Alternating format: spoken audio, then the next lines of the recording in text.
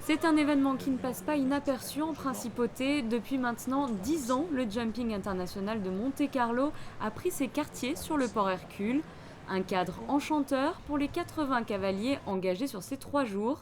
Sa présidente et fondatrice Diane Fissor n'imaginait pas l'envergure internationale que cette compétition allait prendre à sa création il y a 20 ans. J'ai commencé à organiser le jumping avec Eric Waters, ça c'était il y a 20 ans.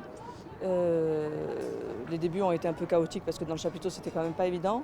C'était un endroit exceptionnel et magique mais bon quand même pas très évident. Cette histoire a duré 10 ans et il se trouve qu'à ce moment-là il y avait des travaux sur le port dont les dards étaient modifiés. Et durant tous les travaux je regardais en me disant je pense que cet endroit sera notre endroit. Là-dessus j'ai rencontré Yann Tops. Je vous dis tout est une histoire de rencontre. De là je lui ai exposé mon idée et nous sommes partis pour une nouvelle aventure.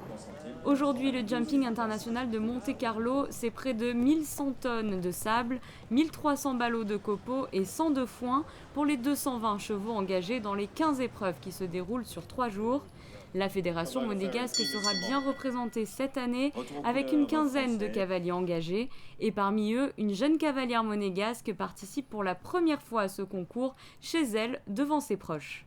C'est très stressant au départ, mais après bon, je suis très contente. Enfin, hier j'ai amené la jument, j'avais la boule au ventre, enfin, j'étais hyper contente. Donc très contente d'être dans la ville.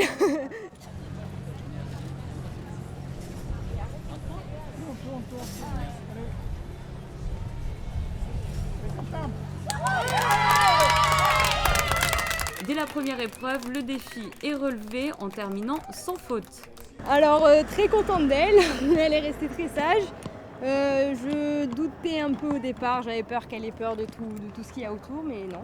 Elle est restée très sage et au contrôle, un peu trop doucement, mais voilà, pour une première c'est très bien. Samedi, la compétition se clôturera avec le tant attendu Grand Prix du Prince de Monaco.